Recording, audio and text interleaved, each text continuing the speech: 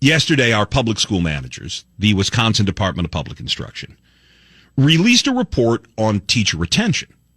How many new teachers stay in the classroom for a career? The report that DPI released is not incorrect, but it ignores several very, very, very, very, very important reasons as to why many teachers quit. From the report. Report shows that while Wisconsin continues to prepare thousands of new teachers each year, too many are not entering or staying in the state's classrooms. Of the just over 5,200 individuals who complete educator preparation programs, just over 3,500 entered Wisconsin schools, meaning state lost 1,600 potential educators, or roughly 30%. The report also points to modest improvements in overall teacher retention, but keeping educators in the profession remains a significant challenge. By their 8th year, just 53% of teachers remain in Wisconsin public schools. Retention is even lower among special ed teachers. That number is just 43% by their 8th year.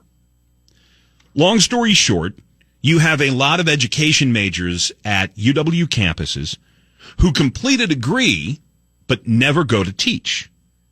And of the teachers who do get into teaching, we lose about half of them within 8 years.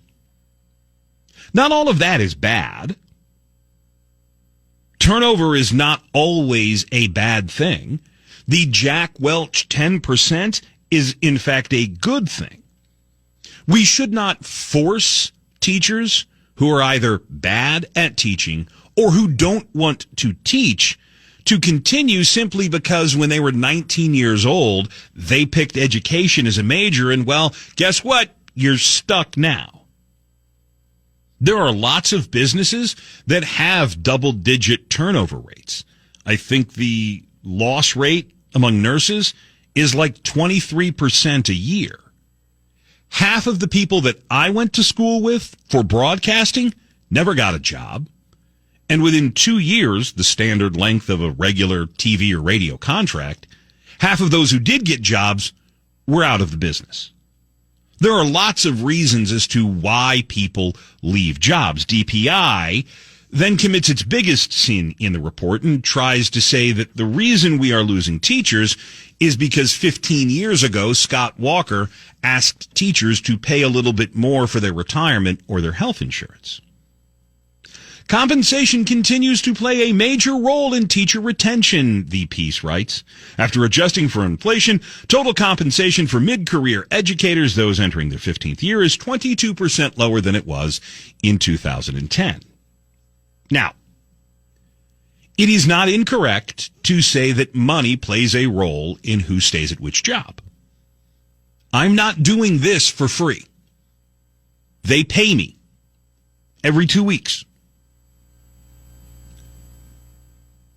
But we know, because lots of people have done lots of studies, the Badger Institute and the Institute for Reforming Government here in Wisconsin, both yesterday had pieces as to what it is that is really driving teachers out of the classroom. And here's the hint, it's not the money.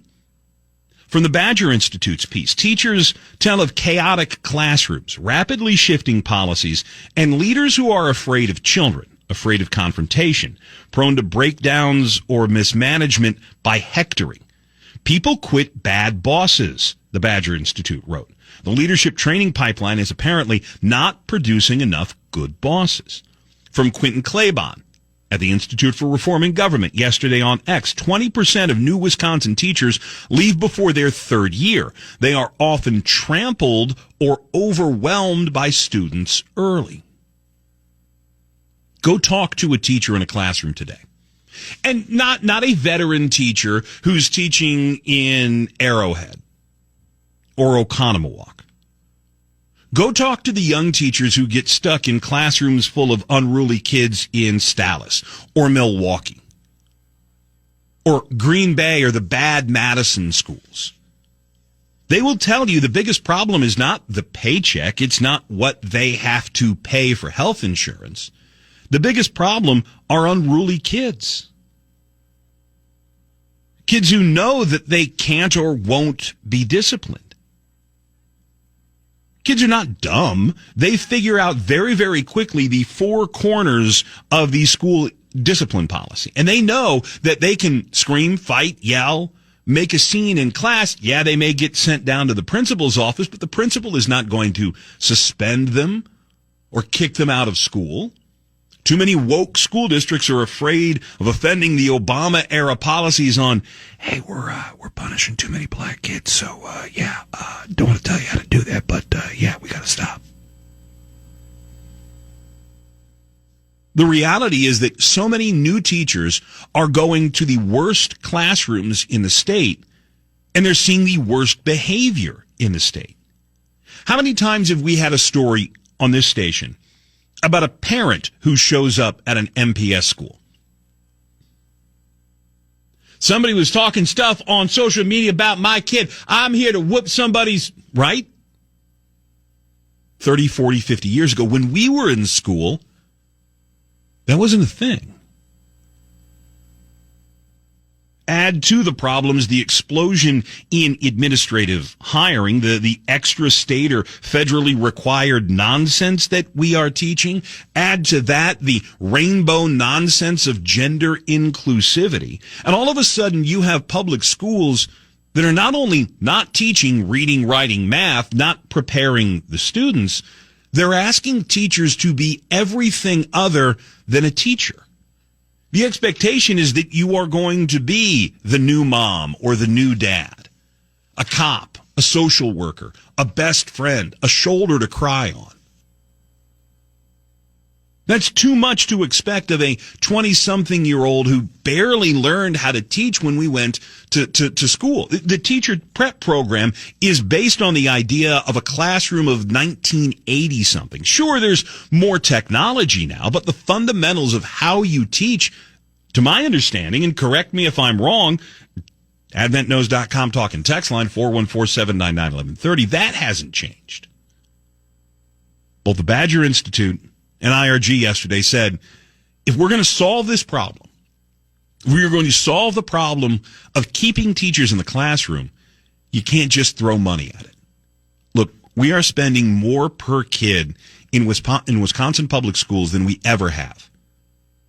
Take a look at the raw dollars. Take a look at the inflation-adjusted dollars. If money was a problem, it would have been solved by now. The problems go deeper. And unless and until you can fix all of the other problems, unless and until you can actually better prepare teachers, teacher apprenticeship programs, unless and until you can do something about unruly kids, unruly parents, wishy-washy or vindictive administrators, you're going to continue to lose 20, 30, 40+% of new teachers every year.